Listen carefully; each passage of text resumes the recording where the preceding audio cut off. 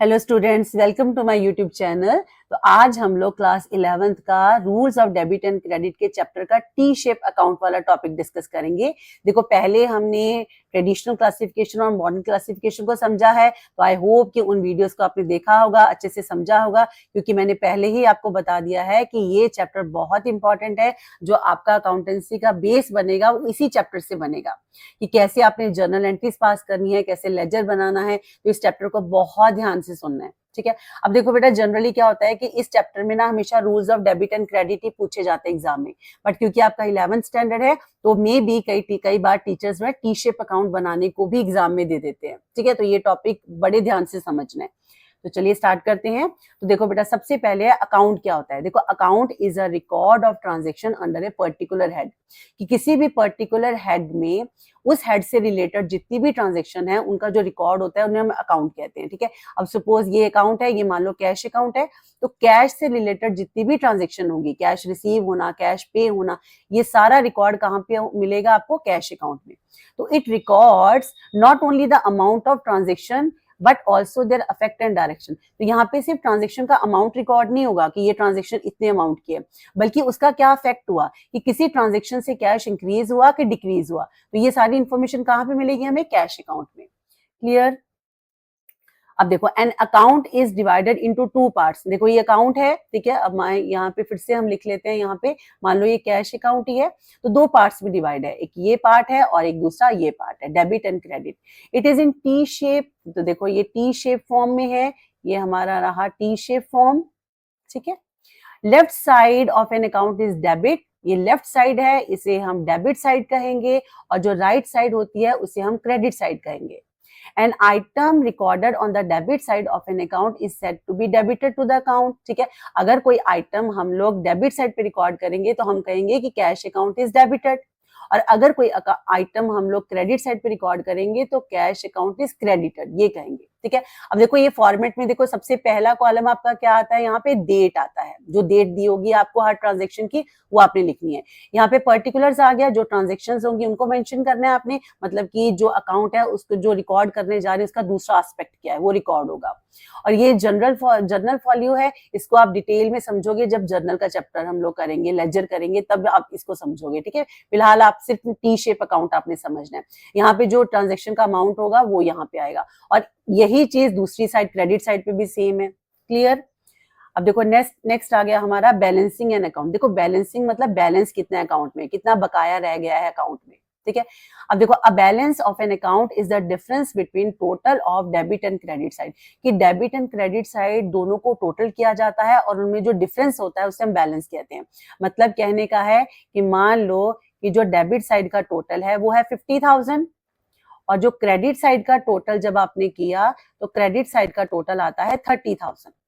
तो जब बेटा डेबिट साइड और क्रेडिट साइड का डिफरेंस लिया, जब इनको माइनस किया इनके टोटल्स को, तो डिफरेंस आता है 20,000। तो ये जो 20,000 है इसे हम कहेंगे बैलेंस ऑफ एन अकाउंट, कि उस अकाउंट में इतना बैलेंस है, इतना बकाया रहता है। क्लियर? अब देखो, if the total of debit side is more than the total of credit side, the account is said to have a debit balance. अगर डेबिट साइड ज्यादा है तो हम कहेंगे कि अकाउंट का डेबिट बैलेंस है, ठीक है। और if the total of the credit side is more than the total of debit side, तो the account is said to be credit balance. तो अगर क्रेडिट साइड ज्यादा है तो हम कहेंगे कि क्रेडिट बैलेंस है अकाउंट का। क्लियर हो गया बच्चे? तो चलिए न्यूमेरिकल स्टार्ट करते हैं। तो सबसे पहला न्यूमेरिकल हमारा है, open a T shape account for machinery with the following transaction. तो बेटा, यहाँ पे हमने ना मशीनरी अकाउंट बनाना है। तो सबसे पहले जब मशीनरी अकाउंट बनाया तो हमने उसका फॉर्मेट रेडी किया, और हमने ऊपर लिखा मशीन अकाउंट, और उसके बाद हमने ये डेबिट और यहाँ पे क्रेडिट ये लिखा हमने, ठीक है। अब हम देखते हैं, अब हमें देखना है कि मशीन अकाउंट है क्या? एसेट है, ठीक है। और एसेट का रूल क्या होता है? हम अगर मॉडर्न क्लासिफिकेशन के अकॉर्डिंगली ले कि डेबिट जब भी इंक्रीज होता है तो डेबिट होता है, और जब डिक्रीज होता है तो क्रेडिट होता है।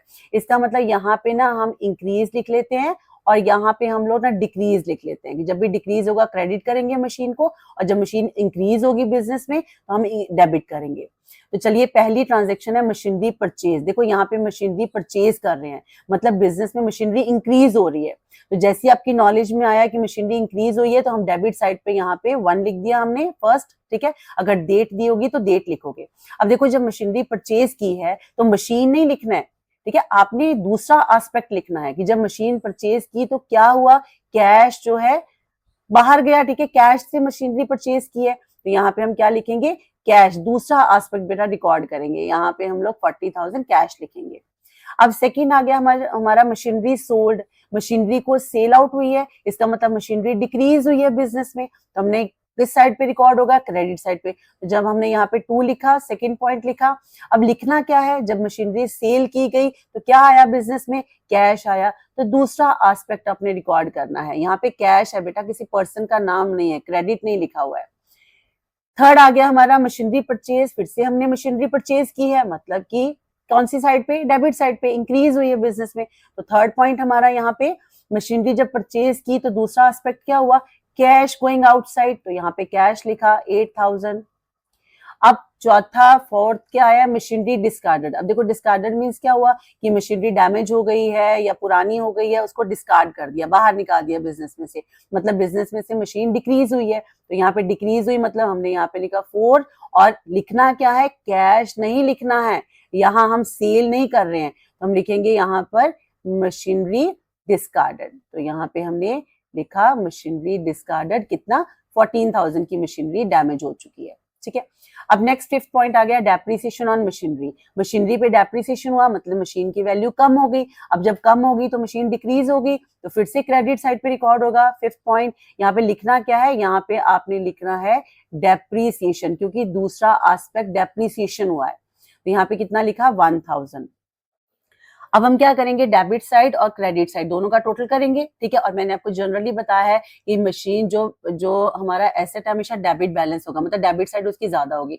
तो बेटा जब आप इनका डिफरेंस लोगे ना तो देखो इसका टोटल जो आएगा 48,000 होगा, ठीक है। और यहाँ पे भी 48,000 ही होना चाहिए। यहाँ पे 48,000 कैसे, मतलब यहाँ पे कितना डिफरेंस है, जब हमने दोनों को, इसका टोटल और इसका टोटल जब हमने दोनों को माइनस किया तो ये साइड कम आ रही है, तो इसका मतलब यहाँ पे क्या हुआ, बैलेंस, हमने दोनों को इक्वल करना, मतलब डिफरेंस यहाँ पे लिख देना है, ठीक है। तो बैलेंस कितना हुआ यहाँ पे 23,000, और अब दोनों साइड का टोटल कितना हो गया 48,000। 48,000 क्लियर हुआ। ये 23,000 कैसे आया है कि हमने डेबिट साइड का टोटल लिया, मतलब डेबिट साइड हमारी देखो 48,000 आ रही है, और क्रेडिट साइड का बैलेंस देखो तीनों को, इन तीनों को ऐड करके देखो कितना आया, यहाँ पे आया हमारा 25,000। तो हमने यहाँ पे लिखा 25,000, दोनों का डिफरेंस लिया तो दोनों का डिफरेंस यहाँ पे कितना आया 23,000, ये वो 23,000 है। क्लियर हुआ 23,000। तो इतना जो है हमारी मशीन अकाउंट का बैलेंस है, मतलब इतनी मशीन अभी हमारे बिजनेस में अवेलेबल है इस वक्त, ठीक है। तो ये हो गया मशीनरी अकाउंट। अब नेक्स्ट बेटा आ गया हमारा question, open a T shape account T of cash account. देखो यहाँ पे हमने कैश अकाउंट बनाना है इन ट्रांजेक्शन से। तो देखो कैश अकाउंट बनाना है तो हमने सबसे पहले हमने अपना फॉर्मेट रेडी किया, ऊपर लिखा कैश अकाउंट, और उसके बाद हमने यहाँ पे डेबिट साइड की तरफ लिख दिया और यहाँ पे क्रेडिट साइड मेंशन कर दी, ठीक है। चलिए स्टार्ट करते हैं। अब उससे पहले देखो कैश हमारा होता क्या है, एसेट है ना, और एसेट का रूल क्या होता है कि जब भी इंक्रीज होगा तो डेबिट होगा, जब डिक्रीज होगा तो क्रेडिट होगा। तो यहाँ पे डेबिट, यहाँ पे मैंने लिख दिया इंक्रीज, और इस साइड हमने लिख दिया डिक्रीज, ठीक है। अब देखो फर्स्ट ट्रांजेक्शन क्या है, Mohan started business with cash. Cash से बिजनेस स्टार्ट किया, मतलब बिजनेस में कैश आया, इंक्रीज हुआ, बिजनेस में कैश इंक्रीज हुआ, तो हमने अपनी डेबिट साइड पे लिखा फर्स्ट पॉइंट। अब दूसरा एस्पेक्ट क्या है, कैसे इंक्रीज हुआ, रीजन क्या था, तो रीजन क्या था, वहां पे कैपिटल इन्वेस्ट हुई है, तो अपने दूसरा एस्पेक्ट कैपिटल लिख दिया, यहाँ पे लिखा 40,000। सेकंड हमारा बेटा परचेज गुड्स, जब हमने गुड्स को परचेज किया तो कैश क्या हुआ, कैश डिक्रीज हुआ क्योंकि कैश पेमेंट हुई है। तो जैसे ही डिक्रीज हुआ हमने कैसे, डेबिट, हमने क्रेडिट साइड पे लिखा सेकंड पॉइंट। और किया क्या है, क्यों डिक्रीज हुआ है, दूसरा एस्पेक्ट क्या था, गुड्स परचेज की थी, तो यहाँ पे क्या लिखा, परचेज लिखा। कितना परचेज है 20,000। थर्ड क्या है, सोल्ड गुड्स, गुड्स को सेल किया है, बेचा है। अब जब सेल करेंगे तो कैश आएगा बिजनेस में, इंक्रीज होगा, तो इंक्रीज होगा तो मतलब डेबिट साइड पे लिखेंगे। रीजन क्या है, रीजन हमारा एस्पेक्ट, दूसरा एस्पेक्ट क्या है, सेल, यहाँ पे सेल लिखेंगे 24,000। उसके बाद बेटा फोर्थ आ गया पेड रेंट, रेंट पे किया मतलब कि कैश गोइंग आउटसाइड, डिक्रीज हो रहा है बिजनेस में, तो डिक्रीज हो रहा है मतलब क्रेडिट साइड पे लिखेंगे। रीजन क्या है, दूसरा एस्पेक्ट क्या है, रेंट, तो हमने यहाँ पे रेंट लिखा 400। नेक्स्ट हमारा आ गया पेड सैलरी, सैलरी पे की है, फिर से कैश डिक्रीज हो रहा है, तो डिक्रीज मतलब क्रेडिट साइड पे, दूसरा एस्पेक्ट है क्यों डिक्रीज हो रहा है, सैलरी पे की है, तो सैलरी लिखेंगे हम लोग 600। अब नेक्स्ट सिक्स आ गया due for personal use, personal use के लिए पैसा जो प्रोप्राइटर है वो लेके गया है, मतलब कैश डिक्रीज हुआ है बिजनेस में, तो यहाँ पे 6 पॉइंट में फिर से हम क्रेडिट साइड पे लिखेंगे because cash is decreasing. Reason क्या है, रीजन हमारा है ड्रॉइंग, तो हमने यहाँ पे लिखा ड्रॉइंग कितना 1000। तो फिर से बेटा हम लोग अपनी डेबिट साइड और क्रेडिट साइड दोनों को टोटल करेंगे, तो देखो ये कैपिटल है ना, तो कैश है, तो कैश एसेट है, तो मेनली एसेट ही डेबिट बैलेंस ही होगा इसका, ठीक है। तो हमने यहाँ पे टोटल लिखा कितना 64,000 टोटल है, और इसका जो डिफरेंस आया है वो कितना आया है, बैलेंस, मतलब यहाँ पे कितना बैलेंस रह गया है, बैलेंस हमने क्रेडिट साइड को जब डिफरेंस देखा तो दोनों का डिफरेंस आता है 42,000। टोटल बेटा टोटल शुड बी सेम, ठीक है, तभी तो डिफरेंस पता चलेगा। और इसका मतलब क्या हुआ कि अभी हमारे बिजनेस में 42,000 कैश हमारे बिजनेस में अवेलेबल है, बकाया पड़ा हुआ है हमारे कैश अकाउंट में। क्लियर। अब नेक्स्ट आ गया हमारा open a T shape account of creditor. तो देखो बेटा यहाँ पे आपने क्रेडिटर अकाउंट बनाना है, ना भी लिखा हो ना क्रेडिटर अकाउंट, जैसे राकेश का नाम लिख रखा है, तो तभी हमें पता चल जाएगा कि क्रेडिटर अकाउंट है जब हम ट्रांजेक्शन को रीड करेंगे। तो यहाँ पे हमने अकाउंट किसका बनाना है, राकेश का बनाना है, तो हमने यहाँ पे लिखा क्रेडिटर, क्रेडिटर अकाउंट बनाने जा रहे हैं और उसका नाम क्या है, राकेश, तो मैंने राकेश भी लिख दिया यहाँ पर, ठीक है। और उसके बाद हमने डेबिट और क्रेडिट, आप फॉर्मेट जब बनाओगे तभी लिख दोगे, ठीक है। अब देखो, अब क्रेडिटर होता क्या है, लाइबिलिटी होती है, देखो लाइबिलिटी, लाइबिलिटी जब भी डिक्रीज होती है तो डेबिट होती है, और जब इंक्रीज होती है तो क्रेडिट होती है। इसका मतलब डेबिट हम पहले ही लिख लेते हैं, जब डिक्रीज होगा तो डेबिट और इंक्रीज होगा तो क्रेडिट, ठीक है। अब देखो बच्चे यहाँ पे ना डिक्री, अगर पहली बात तो हम बात करेंगे मॉडर्न क्लासिफिकेशन की। कई बार होता है कि मॉडर्न क्लासिफिकेशन अगर आपको मतलब हार्ड लग रहा है ना, तो पता है क्या, जब बंदे का नाम दे रखा है ना, पर्सन का नाम दे रखा है, तो इसमें ना ट्रेडिशनल अकाउंट क्लासिफिकेशन बहुत बेस्ट रहता है कि ये राकेश जो है कोई चीज रिसीव कर रहा है कि या कोई चीज गिवर है, वो गिवर है कि रिसीवर है, क्योंकि रिसीवर जो होता है वो डेबिट होता है, ठीक है, और जो गिवर होगा वो क्रेडिट हो जाएगा राकेश। तो हम दोनों एस्पेक्ट से करेंगे। देखो ये मैं क्यों ट्रेडिशनल क्लासिफिकेशन की बात कर रही हूँ, क्योंकि ये पर्सन का नाम दिया हुआ है, बहुत इजी हो जाता है। देखो हम करके देखते हैं इसको। देखो गुड्स परचेज फ्रॉम राकेश, हमने राकेश से चीजें परचेज की है, मतलब राकेश यहाँ पे गिवर है, गिवर है तो कहाँ आएगा, क्रेडिट साइड पे आएगा गिवर, ठीक है। तो हमने यहाँ पे लिखा फर्स्ट पॉइंट, उसके बाद हम मॉडर्न क्लासिफिकेशन भी डिस्कस करेंगे। तो यहाँ पे गिवर है वो, तो हमने दूसरा एस्पेक्ट क्या है, क्यों क्या दे रहा है, वो गुड्स दे रहा है, मतलब कि दूसरा जो दूसरी पार्टी है वो परचेज कर रही है, तो हमने यहाँ पे परचेज लिखा कितना 50,000। अब देखो गुड्स रिटर्न टू राकेश, देखो गुड्स हमने रिटर्न कर दिए, राकेश को वापस कर दी। यहाँ पे राकेश जो है रिसीवर है ना, ठीक है, रिसीव कर रहा है, तो रिसीवर मतलब डेबिट साइड पे आएगा, मतलब यहाँ पे हमने लिखा सेकंड पॉइंट। अब राकेश क्या रिसीवर क्यों है, क्या रिसीव कर रहा है, गुड्स वापस आ गई है, मतलब यहाँ पे पहले उससे खरीदी थी अब वापस कर दी है, तो उसको हम क्या कहेंगे, परचेज रिटर्न कहेंगे। तो यहाँ पे हम रिकॉर्ड क्या, दूसरा एस्पेक्ट हमारा क्या रिकॉर्ड होगा, परचेज रिटर्न, कितना 5,000, ठीक है। अब यहाँ पे पेड टू राकेश, राकेश को पेमेंट की है, तो यहाँ पे पेमेंट जो राकेश है ना वो रिसीवर है, ठीक है। तो रिसीवर मतलब कि किस साइड आएगा, डेबिट साइड पे। तो क्या रिसीव किया उसने, कैश रिसीव किया है, तो हम क्या लिखेंगे, कैश लिखेंगे और 20,000 दूसरा एस्पेक्ट रिकॉर्ड करेंगे हमेशा। नेक्स्ट फोर्थ में आ गया purchase goods from Rakesh, Rakesh से परचेज किए, चीजें खरीदी हैं। यहाँ पे राकेश गिवर है ना, तो गिवर क्या होता है, क्रेडिट होता है, तो हमने यहाँ पे लिखा फोर्थ पॉइंट, क्यों गिवर क्या दे रहा है, वो नेचुरली दूसरी पार्टी जो है वो परचेज कर रही है, तो हमने यहाँ पे लिखा परचेज, यहाँ पे जैसे परचेज लिखा तो कितना हुआ 10,000, ठीक है। ये ट्रेडिशनल था, ट्रेडिशनल एक्चुअली ना बहुत इजी होता है जब किसी पर्सन का नाम दे रखा है। अब देखो अब हम ना मॉडर्न क्लासिफिकेशन से भी करेंगे। तो देखो जब हमने फर्स्ट ट्रांजेक्शन की बात अगर हम करें, फर्स्ट ट्रांजेक्शन की, तो गुड्स परचेज कर रहे हैं राकेश से हमने उधार पे चीजें गुड्स खरीदी हैं, राकेश को तो पैसा देना पड़ेगा, लाइबिलिटी हो गई। और लाइबिलिटी जब भी इंक्रीज होती है हमेशा क्या होती है, क्रेडिट होती है। तो देखो हमने क्रेडिट साइड पे लिख रखा है। आस्पेक्ट क्या लिखेंगे, क्या दूसरा आस्पेक्ट मतलब परचेज कर रहे हैं हम लोग 50,000। अब सेकंड में क्या था, हम मॉडर्न क्लासिफिकेशन कर रहे हैं। यहाँ पे गुड्स रिटर्न टू राकेश को हमने गुड्स वापस कर दी। मतलब कहाँ राकेश हमारे ऊपर लाइबिलिटी थी, हमने उसको पैसा देना था, तो जैसे ही हमने उसको चीजें गुड्स वापस की हमारी लाइबिलिटी कम हो गई। और लाइबिलिटी जब कम होती है क्या होती है, डिक्रीज, डेबिट होती है। तो देखो यहाँ पे हमने सेकेंड पॉइंट पे लिखा परचेज रिटर्न, दूसरा एस्पेक्ट लिखा 5,000। ठीक है, अब यहाँ पे तीसरी ट्रांजेक्शन में क्या हो रहा है, राकेश को पेमेंट की है, मतलब हमने अपनी लाइबिलिटी खत्म की है। यहाँ पे राकेश जो लाइबिलिटी है, क्रेडिटर है, रिड्यूस हुआ है। और लाइबिलिटी जब भी रिड्यूस होती है, कम होती है, तो हम डेबिट करते हैं। तो देखो यहाँ पे हमने लिखा कि डेबिट साइड पे कैश, हमने कैश पेमेंट की है, क्योंकि एस्पेक्ट तो दूसरा ही लिखना है ना, 20,000। और फोर्थ में परचेज गुड्स फ्रॉम राकेश, फिर से राकेश से गुड्स परचेज की हैं, ठीक है, और फिर से लाइबिलिटी इंक्रीज होगी, फिर से उसको पैसा देना पड़ेगा, लाइबिलिटी हो गई, लाइबिलिटी इंक्रीज की है। तो लाइबिलिटी जब इंक्रीज करती है तो हम किस साइड पे रिकॉर्ड करते हैं, क्रेडिट साइड पर। तो ये देखो हमने 10,000 क्रेडिट साइड पे रिकॉर्ड किया और एस्पेक्ट किया, क्यों लाइबिलिटी इंक्रीज हुई, क्योंकि उससे चीजें खरीदी है, परचेज किया है। ठीक है, अब देखो जब दोनों का डिफरेंस लेंगे तो हमें ऑलरेडी मैक्सिमम पता है मोस्टली कि जो लाइबिलिटी होती है उसका हमेशा क्रेडिट बैलेंस ही होता है, तो मतलब क्रेडिट साइड ही बड़ी आएगी। तो जो डिफरेंस होगा ना दोनों का, वो कहाँ आएगा, डेबिट साइड पे। ये 35,000 बैलेंस आ गया हमारा, यहाँ पे आ गया बैलेंस, हम लिखेंगे 35,000। तो ये अकाउंट का बैलेंस है।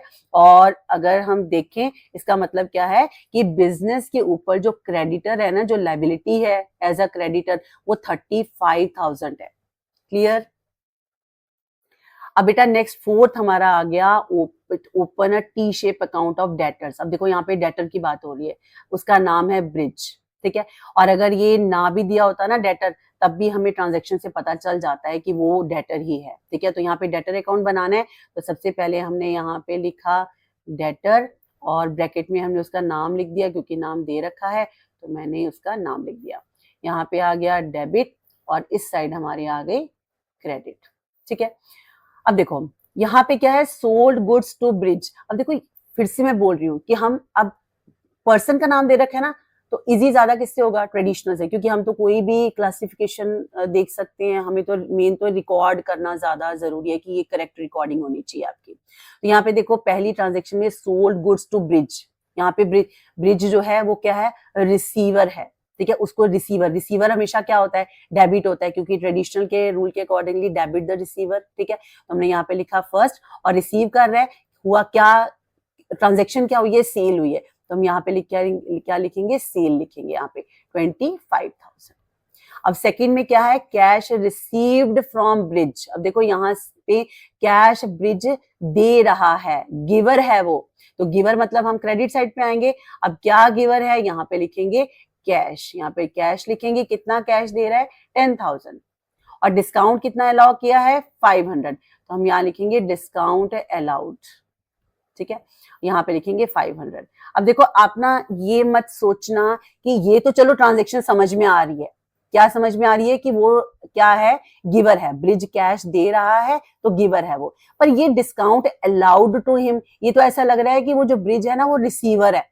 ठीक है, तो हमने डेबिट साइड पे क्यों नहीं रिकॉर्ड किया, तो बेटा इसका क्या है, क्योंकि ब्रिज ने ना टोटल जो पैसा देना था ना, वो कितना देना था, इतना तो उसने दे दिया, इतना देना था, कितना 500 डिस्काउंट, मतलब इतनी पेमेंट करनी थी, इतना ब्रिज से हमने लेना था, इतना उसने देना था। तो यहाँ पे जितना उसने पैसा देना था ना, उन सबका टोटल यहाँ पे मेंशन करना है, क्योंकि यहाँ पे इस तरह से दिया हुआ है, कैश अलग से दिया हुआ है, डिस्काउंट अलग से दिया हुआ है, तो हम अलग अलग उसको रिकॉर्ड करेंगे। क्लियर है, लेकिन टोटल देना कितना था वो टोटल लिखना है, मतलब 10,500 गिवर है।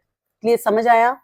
चलिए अब नेक्स्ट चलते हैं, goods returned by Brij. Brij ने गुड्स वापस की हैं, मतलब वो यहाँ पे गिवर है, तो गिवर का मतलब क्या हुआ, क्रेडिट साइड पे लिखेंगे क्या, सेल्स रिटर्न, क्योंकि हमने उसको चीजें बेची थी, अब उसने वापस कर दी है, तो क्या आएगा यहाँ पे दूसरा एस्पेक्ट, सेल्स रिटर्न।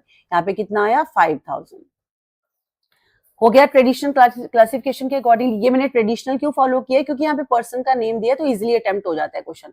अब हम एक बार ना मॉडर्न क्लासिफिकेशन के अकॉर्डिंगली भी करते हैं। मॉडर्न क्लासिफिकेशन अकाउंट क्या कहता है कि जो एसेट है वो जब इंक्रीज होता है तो डेबिट होता है और जब डिक्रीज होता है तो क्रेडिट होता है, ठीक है, जो एसेट है। अब देखो यहाँ पे जो गुड्स हम बेच रहे हैं ब्रिज को, तो ब्रिज ने हमें पैसा फ्यूचर में देना है, वो हमारा डेटर हुआ बिजनेस का, ठीक है, तो ये एसेट है। और जैसे ही पता चला वो एसेट है, हमने इस साइड इंक्रीज लिख दिया और इस साइड हमने क्या लिख दिया, डिक्रीज लिख दिया। तो यहाँ पे पहली ट्रांजेक्शन में सोल्ड गुड्स टू ब्रिज, हमने बिजनेस ने ब्रिज को गुड्स बेची हैं, ब्रिज ने पैसा अभी फ्यूचर में देना है, तो डेटर इंक्रीज हुआ। जब इंक्रीज हुआ तो क्या किया, हमने डेबिट साइड पे लिख दिया। देखो यहाँ पे सेल लिख रखा है 25,000। सेकंड में क्या है, कैश रिसीव्ड फ्रॉम ब्रिज, कि ब्रिज ने हमें कैश दे दिया। हाँ, उसने हमें कैश दिया तो क्या हुआ, हमने कहा ठीक है ब्रिज तुमने कैश दे दिया, अब खत्म हो गया तुम्हारा देना पैसा, ठीक है। तो हमने क्या यहाँ पे क्या किस साइड पे रिकॉर्ड किया, क्रेडिट साइड पे, क्योंकि डेटर डिक्रीज हुआ, ठीक है। और गुड्स रिटर्न्ड बाय ब्रिज, अब यहाँ पे ब्रिज ने गुड्स वापस कर दी, फिर से बेटा क्या हुआ, अब उसने पैसा नहीं देना है, डेटर डिक्रीज हो गया। अब जब डिक्रीज होता है तो क्या होता है, एसेट डिक्रीज होता है तो क्रेडिट साइड पे, तो ये हमने लिखा सेल्स रिटर्न। क्लियर हो गया ट्रेडिशनल और मॉडर्न क्लासिफिकेशन से। अब हमारा आ गया कि बैलेंस कितना है, तो देखो बेटा ये एसेट है ना, तो मैं पहले ही लिख लेती हूँ एसेट, क्योंकि मेनली एसेट डेबिट बैलेंस होता है। तो यहाँ पे बैलेंस कितना आया, डिफरेंस कितना आया, तो डिफरेंस देखा जाए तो यहाँ पे आता है 9500। तो 9500 का लॉजिक क्या है, कहना क्या चाहते हैं कि अभी जो बिजनेस के पास जो डेटर्स हैं, जिन्होंने पैसा बिजनेस को देना है, वो 9500 है, ठीक है। 9500 रुपीज जो है अभी डेटर्स ने बिजनेस को देना है, इतना बकाया रहता है। क्लियर। चलिए बेटा अब आगे फिफ्थ ट्रांजेक्शन, फिफ्थ न्यूमेरिकल्स पे। तो न्यूमेरिकल्स को बहुत ध्यान से समझना है, बेटर है कि नोटबुक लेके खुद भी करो, ठीक है। अब बेटा यहाँ पे ना आपको कैश अकाउंट भी बनाना है, डेटर्स अकाउंट भी बनाना है और क्रेडिटर्स अकाउंट भी बनाना है, तो तीनों अकाउंट बनाने हैं। तो जैसे जैसे हमारी ट्रांजेक्शन आएंगी ना, हम लोग अपने अकाउंट्स ओपन करेंगे। तो बेटा यहाँ पे क्या है, फर्स्ट है सोल्ड गुड्स टू संजय। तो देखो यहाँ पे कहीं पे कैश वर्ड नहीं लिखा है, मतलब जो चीजें बेची हैं वो संजय को बेची हैं। तो संजय क्या हुआ, संजय ने पैसा देना है ना फ्यूचर में, तो मतलब कि वो क्या हुआ, वो डेटर हुआ। तो पहले ऐसे करते हैं, हम यहाँ पे ना डेटर अकाउंट बना लेते हैं। ये हमारा जैसे हमें पता चला संजय डेटर है, तो सबसे पहले हमने इसी का अकाउंट बना लिया। तो यहाँ पे हमने लिखा संजय, ठीक है, यहाँ पे अकाउंट बन गया। ये हमारी डेबिट साइड हो गई और ये कौन सी साइड हो गई, राइट साइड, क्रेडिट साइड, ठीक है। चलो जी अब संजय पे रिकॉर्ड करते हैं। देखो सोल्ड गुड्स टू संजय, जब संजय को चीजें बेची हैं तो ये संजय क्या हुआ, एसेट हुआ। और एसेट जब भी इंक्रीज होता है तो डेबिट, और जब डिक्रीज होता है तो क्रेडिट। तो यहाँ पे जब गुड सेल किए तो संजय डेटर जो है इंक्रीज हुआ है, उसने पैसा देना है फ्यूचर में, इंक्रीज हुआ है डेटर। तो किस साइड पे आएगा हमारा, जब एसेट इंक्रीज होता है तो इस साइड पे। रीजन क्या था, आस्पेक्ट क्या था, सेल, ठीक है। तो हमने यहाँ पे लिखा 50,000। नेक्स्ट हमारा आ गया sold goods to Mohan for cash. अब देखो चीजें बेची हैं कैश में, यहाँ मोहन नहीं देखना है आपने, यहाँ पे मेन क्या है, कैश में सेल आउट हुआ है। तो कैश अकाउंट हम लोग बना रहे हैं ना, तो हम लोग पहले यहाँ पे कैश अकाउंट, ये हमारा कैश अकाउंट हो गया। यहाँ पे हमने डेबिट लिखा और यहाँ पे क्रेडिट लिखा। और कैश क्या होता है, एसेट होता है, तो जब इंक्रीज होगा तो डेबिट और जब डिक्रीज होगा तो क्रेडिट। क्लियर। तो क्या ट्रांजेक्शन क्या थी हमारी, ये sold goods to Mohan for cash. तो कैश से चीजें बेची हैं, मतलब जब गुड्स बेची हैं तो कैश आया है बिजनेस में, मतलब बिजनेस में कैश इंक्रीज हुआ है। रीजन क्या है, सेल। तो हमने यहाँ पे लिखा सेकंड में कि कैश इंक्रीज हुआ, रीजन क्या है, सेल। तो सेल लिखा। अमाउंट कितना था यहाँ पे, अमाउंट हमारा था 20,000, मैंने यहाँ पे 20,000 लिखा। क्लियर। अब बेटा आ गया परचेज गुड्स फ्रॉम राम। अब देखो यहाँ पे फिर से उधारी की बात चल रही है, क्रेडिट की। इसका मतलब राम हमारा क्या हुआ, क्रेडिटर हुआ, क्योंकि बिजनेस से चीजें खरीदी हैं, गुड्स खरीदी हैं। राम लाइबिलिटी हो गया। इसका मतलब ये जो क्रेडिटर अकाउंट की बात कर रहे हैं ना, ये वो राम ही है, ठीक है। तो यहाँ पे हमने लिखा क्रेडिटर अकाउंट, ठीक है। यहाँ पे राम हमने ब्रैकेट में, क्योंकि नाम मेंशन है तो लिख लेते हैं हम नाम। और ये हमारी लेफ्ट साइड डेबिट हो गई और ये हमारी क्रेडिट होगी। तो यहाँ पे परचेज कर रहे थे राम से, ठीक है। तो राम से जब परचेज कर रहे थे तो राम जो है, जब अब देखो यहाँ पे क्रेडिट इंक्रीज डिक्रीज लिख लेते हैं पहले, ये इंक्रीज है और लायबिलिटी जब डिक्रीज होती है तो डेबिट होती है। तो देखो जब राम से चीजें परचेज की तो लायबिलिटी इंक्रीज हुई, मतलब किस साइड पे आएगी, इस साइड पे आपका आएगा। तो हम क्या लिखेंगे यहाँ पर, थर्ड हमारी लिखेंगे क्या, एस्पेक्ट, दूसरा परचेज, यहाँ पे हमने परचेज लिखा, कितने का परचेज था, 25,000 का परचेज था। क्लियर। अब बेटा नेक्स्ट आ गई हमारी फोर्थ में, कैश रिसीव्ड फ्रॉम संजय। देखो यहाँ पे संजय की भी बात चल रही है, मतलब कि संजय के अकाउंट में भी इफेक्ट पड़ेगा और यहाँ पे कैश की, और दोनों अकाउंट हम लोग बना रहे हैं। देखो यहाँ पे जब कैश रिसीव हुआ संजय से, तो संजय ने कैश दे दिया, मतलब क्या हुआ, हमारा एसेट था ना, डेटर था, वो रिड्यूस हो गया, अब उसने पैसा आगे नहीं देना है, तो हम किस साइड पे लिखेंगे, हम लोग इस साइड पे यहाँ पे मेंशन करेंगे संजय में। और क्या दूसरा एस्पेक्ट क्या है, कैश दिया है, तो हम यहाँ पे लिखेंगे कैश, और कितना अमाउंट है, 19,000। और कैश में भी इफेक्ट पड़ेगा, क्योंकि जब कैश रिसीव हुआ है तो कैश क्या हुआ है, इंक्रीज हुआ है, तो इंक्रीज हुआ मतलब हम यहाँ पे लिखेंगे कैश में। फोर्थ रीजन क्या, कहां से आया है, संजय ने दिया है, तो संजय का नाम लिखा, और यहाँ पे कितना आया, 19,000। ठीक है।